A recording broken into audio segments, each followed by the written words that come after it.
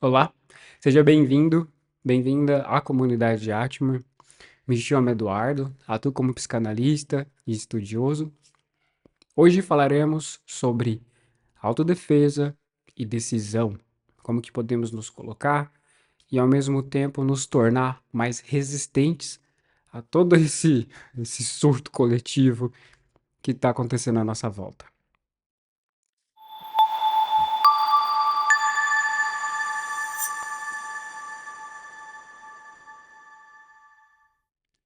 Antes de mais nada, eu tenho que lembrar você que nós estamos vivendo uma era em que os valores estão totalmente invertidos. As pessoas não têm vergonha de xingar o outro, mas elas ficam inseguras para elogiar. Consideram um elogio uma adulação, uma puxação de saco, mas não consideram brigar e xingar e falar mal como uma coisa ruim, né? Então, devolver esse senso para sua cabeça é um pilar essencial para você diferenciar coisas boas das coisas ruins. Então as duas se entrelaçaram tanto, tá tão difícil diferenciar uma coisa da outra, que quando uma pessoa começa a falar sobre as qualidades dela, ela mesma já sente aquela necessidade de se justificar. Por exemplo, não é que eu quero me engrandecer não, mas é que eu fiz uma coisa ali. A pessoa ela tem que se explicar para tentar dizer que ela reconhece qualidade nela. Mas quando ela vai falar de defeito, as pessoas põem como se fosse um troféu. Nossa, eu sou preguiçoso. Nossa, eu não tenho paciência com ninguém. Eu sou assim mesmo. Eu não faço questão de nada. Eu não tô nem aí pra nada. Então, para falar defeito, não tem filtro. Mas para falar de qualidade, é uma burocracia. Mais um sinal de que tudo tá meio bagunçado na sociedade. Antes de mais nada, o gato acabou de subir ali. Antes de mais nada, vamos ter um discernimento aqui sobre a diferença do ingênuo e do inocente. Preciso oferecer essa base primeiro. O ingênuo é aquele que não tem a menor ideia do que está acontecendo. Ele é propenso a ser passado para trás, a ser iludido, a ser enganado, a ser subtraído de todas as formas possíveis. Então tá tudo acontecendo e ele não percebe nada. À medida em que ele vai confiando, quebrando a cara, se estrupiando nos processos, ele vai sofrendo. A partir disso, ele pode desenvolver várias reações. Uma delas, ele tende a cair na rebeldia. É a primeira fase, né? Então a pessoa entra num estado de defesa. Ela desconfia das pessoas, ela tem dificuldade de se abrir, tem dificuldade de se colocar. Então tudo isso acaba fazendo parte de um sistema de autopreservação. Isso daí, num certo ponto, é bom se a pessoa tiver muito ferida, então impede que ela continue se machucando no processo. Dentro desse contexto, é cabível, dá para entender. Mas à medida que o tempo vai passando, que o tempo vai agindo, é esperado que essa pessoa elabore isso que ela passou, onde ela passa a entender que aqui na matéria existe a dualidade. Então ela aprende isso de um jeito ou de outro. Ela pode dar outros nomes, enxergar de uma outra forma, mas ela percebe as potências e as capacidades de um ser humano. Então, ela reconhece que existe a maldade, que existe a pilantragem, a trambicagem, os golpes, as pessoas mal intencionadas. Ele sabe que existe isso. Mas, dado um ponto da vida dele, ele passa a não participar dessa engrenagem. Quando isso acontece, também pode acontecer de várias formas. Pode ser por castração autoimposta, por exemplo, eu não faço mal pro outro porque eu tenho medo da punição. Isso não é superação, isso é castração. No primeiro momento oportuno de uma bebida, de uma utilização de uma substância, ali a pessoa já vai, solta os monstros e ela faz tudo aquilo. Quando há superação, é muito diferente. Ela vê a peça teatral acontecendo, mas ela escolhe conscientemente não participar daquilo. Veja, as situações parecem muito semelhantes, mas você consegue entender que são diferentes pela essência. Nós somos seres muito complexos, então nós temos percepções, formas de perceber as coisas. Quanto mais consciência você adquire sobre essas percepções, melhor é o seu senso de julgamento. No sentido de que eu observo as palavras que a pessoa utiliza, as emoções que ela emprega nas palavras, o comprometimento que ela tem em cima daquilo que ela está dizendo. Então vejam, eu analiso o que eu sinto pelo que ela está dizendo, o que ela está dizendo, a pessoa dela. Então eu vou analisando vários parâmetros para poder determinar a intenção que aquela pessoa tem. E se eu vejo aquela intenção e eu percebo que essa intenção fere os meus valores, eu opto por não concordar com aquilo. Então esse é um senso de julgamento sóbrio. Quando falamos aqui no canal para evitar julgamento, é para evitar aquele julgamento no sentido punitivo, de dar como juiz e dizer que a pessoa é culpada e tratá-la com desrespeito ou com desprezo. É aí que a gente fala, evitemos, né? Então veja que esse movimento de superar as tramas da sociedade significa não atacar a sociedade, não atacar o sistema. Reitero que esse foi um ensinamento muito valioso que eu recebi da espiritualidade. Defesa é diferente de ataque. E é justamente isso que eu estou tentando transmitir para vocês. Olhar o que está acontecendo e evitar a revolta. E agora eu vou explicar como que isso acontece no nosso dia a dia, né? Explicada a diferença do ingênuo e do inocente, né? Só para resumir, ingênuo não tem ideia do que está acontecendo. Inocente sabe o que está acontecendo, opta por não participar dessa peça teatral. Essa é a diferença. Dentro desses mecanismos do sistema que a gente está vivendo, nós somos podemos ser pegos pela questão da adulação, né? Então você vê que no seu dia a dia, as pessoas podem chegar para você e falar: só você pode resolver, só você sabe, só você pode fazer. Espera aí, vamos analisar. Por que ele está dizendo isso? Será que a pessoa está dizendo isso porque ela realmente vê o que eu estou fazendo? Ou ela vê o que eu posso oferecer para ela? Veja que a gente vai analisando e vai começando a se aprofundar nas coisas. Estou observando a pessoa. Ela é uma pessoa preguiçosa? Qual é a diferença de uma pessoa preguiçosa de uma pessoa cansada? Eu também preciso ter esse discernimento. Uma pessoa cansada é uma pessoa que faz as coisas e ela precisa descansar em algum momento. Então o corpo dela precisa de descanso. Se eu vejo que a pessoa se compromete com as coisas, ela tá ali arcando com a responsabilidade dela, às vezes ela precisa da minha ajuda. Então ela tá cansada e naquele momento precisa de um auxílio. Por que negar? Não tem sentido, então eu ajudo ela. Mas se eu vejo que é uma pessoa que não se compromete com nada, não tá nem aí pra nada, só na teoria, não coloca em prática as coisas que diz acreditar. Conclusão mais plausível, folgada. Outra conclusão mais plausível, tá me adulando porque quer que eu faça por ela. Nesse movimento, o que eu faço? Me conscientizo da peça teatral e opto por não participar. Faz você. Não, mas você tem capacidade, vem aqui, eu te ensino. E outra coisa que eu também digo, ó, tem Google, vamos pesquisar no Google como é que faz isso daqui? Ó, tutorial no YouTube, como é que faz? Ó, aqui, ó. E se a pessoa se ofender, fica declarado que de fato é uma pessoa preguiçosa que tá te adulando. A pessoa fala, pô, mas o que custa você fazer? Aí vem a resposta, mas o que custa você aprender e fazer por si? Então, de novo, tá tudo muito invertido, tem que manter uma retidão ali. E nessa circunstância, o que acontece? A pessoa, quando ela tá buscando a espiritualidade, é uma coisa que eu também fazia muito. A gente passa meio que a acreditar, sem querer, que espiritualidade é uma pessoa muito passiva, que faz tudo, que dá o sangue pelas coisas. E um dia o mentor também falou isso pra mim. Espiritualidade não significa dar o sangue, significa fazer o que se pode com o que se tem, quando é possível. Não tem que quebrar nada, nada tem que ser quebrado. Então a gente começa a se matar num negócio que a intenção não era nem essa. Então a gente se perde no processo. Então a consciência volta para dentro, senta aqui, espera, analisa, observa, depois você toma uma decisão. Um outro parâmetro muito utilizado é a ambiguidade. Então, por tudo estar muito corrompido, muito entrelaçado, ser difícil distinguir uma coisa da outra, a pessoa sempre está numa constante dúvida. Espiritualidade significa o quê? Eu ser uma pessoa boa significa o quê? Então, sempre temos que voltar para dentro e refletir. Vamos analisar. O que é uma pessoa boa? Posso oferecer um exemplo que eu escutei numa palestra que para mim foi batata para diferenciar. Se você leva uma criança para o supermercado, o que ela vai querer? Chocolate, refrigerante, doce, chips. Por amor, você sabe, ela ama aquilo lá, tá? Ela pode gostar daquelas comidas tensas, né?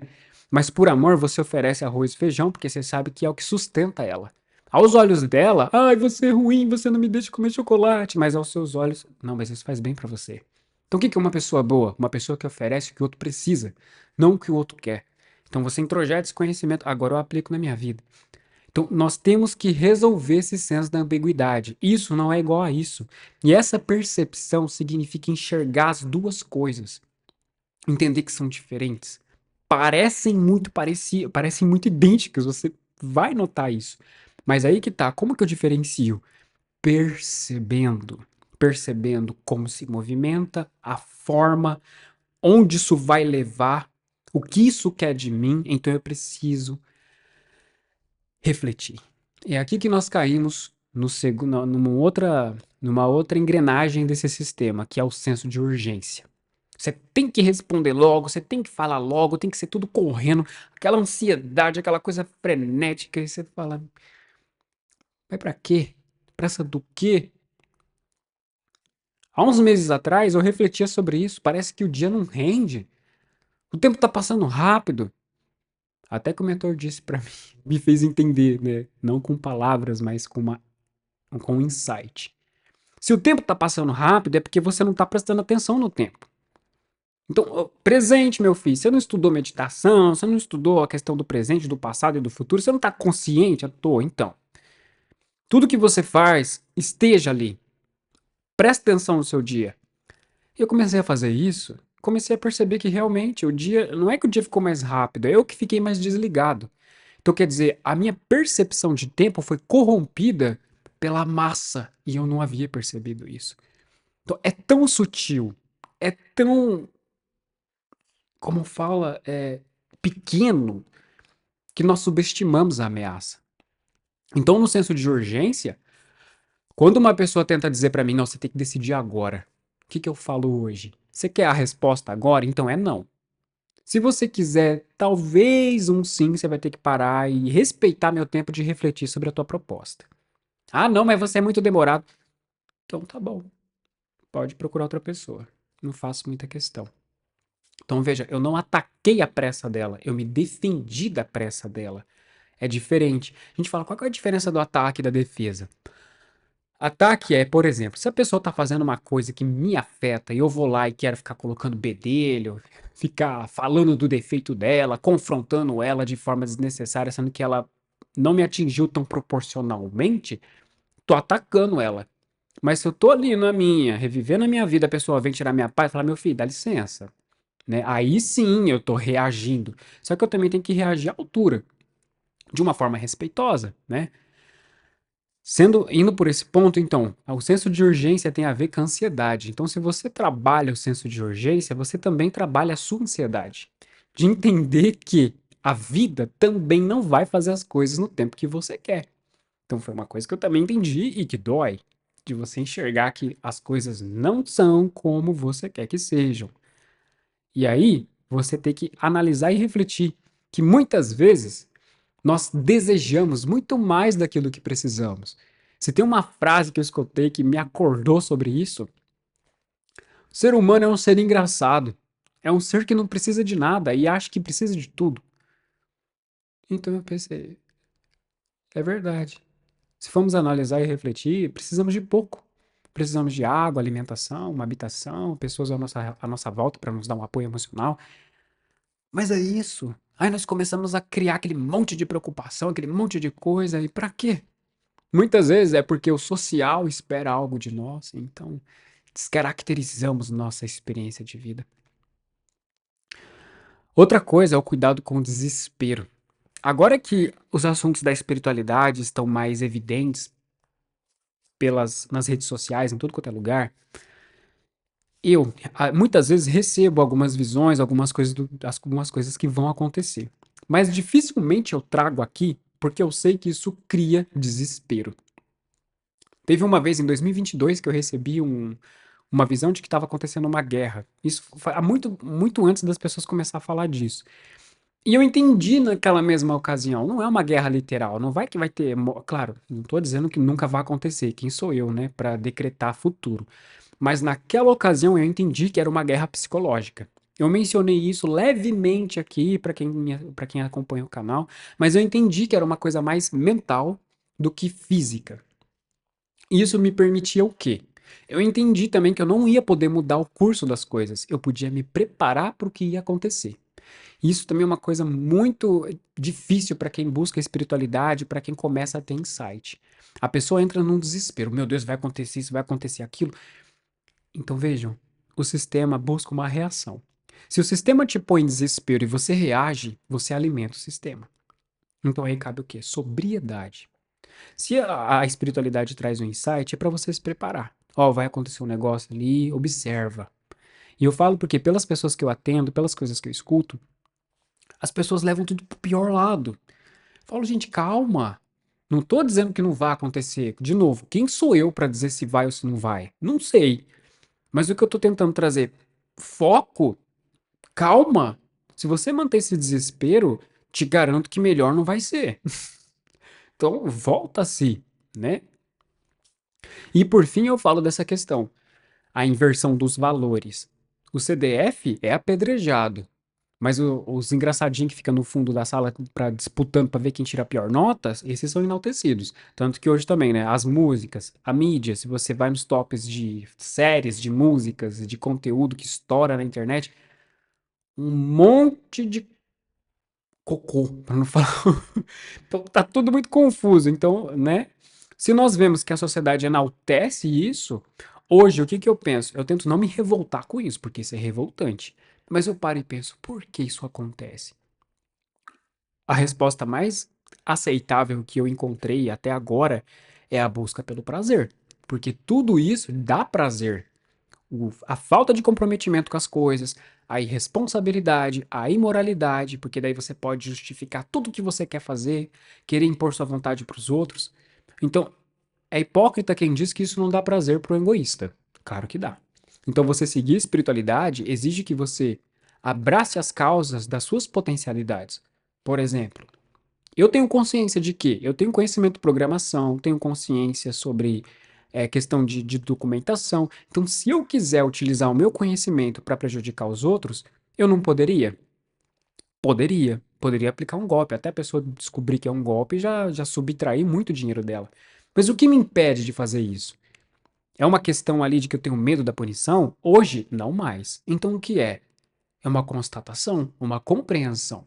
É aí que você começa a diferenciar o corpo físico do espírito, da essência divina que há em tudo. Porque se for para ouvir o corpo, eu faria muita bobagem, né? Então você tem que voltar a atenção para dentro e enxergar isso. Como que eu posso te descrever, tentar te descrever? Essa vida que há em você, não é? Que aparentemente vem do nada, que te sustenta, que te mantém de pé, prestando atenção no que eu estou dizendo. Essa vida que busca ser celebrada por meditação, por exemplo, estados de presença, que é o quê? Eu valorizo este momento, cada gesto que eu faço. Então o sistema distrai disso, deste momento, que é o único momento que você tem. Então, você ouvindo o que eu estou dizendo, você pode até entender o que eu estou falando, mas você precisa sentir. Aí que entra a questão da percepção. Você entende o que eu digo, sente algo pelo que eu estou falando, mas você também precisa perceber isso internamente. Quando você chega a esse grau de compreensão, aí a sua convicção está forte. Aí sim você consegue se manter no lugar. Isso é uma construção. Não é uma coisa rápida nem fácil de fazer. Eu comecei em 2018. Estamos em 2025. E eu ainda estou tentando buscar ali. Mas a grande questão não é desanimar, falar, pô, você tá aí 7 anos tentando, 7, 8 anos tentando, você tá nesse estágio ainda, fala, gente, a eternidade é para isso, né? Estamos constantemente crescendo, constantemente evoluindo. Então eu finalizo esse vídeo trazendo essas questões. Diferencie bem as coisas, evite a urgência, volte para este momento, tente não se desesperar. Você vai ouvir notícia que vai te deixar doido, doida. Meu Deus, o mundo não tem jeito, o mundo tá caótico, o fim do mundo tá chegando. Calma, o sistema tá doido para abrir uma brecha na tua personalidade para entrar e tirar algo de você. Não reaja. Dentro disso, seja inocente, num ponto de que eu estou vendo a peça acontecendo, mas eu opto conscientemente por não me envolver nela. Ok? Bom, é isso. Se vocês precisarem de algo à tua disposição, agradeço a vocês pelo tempo e até a próxima.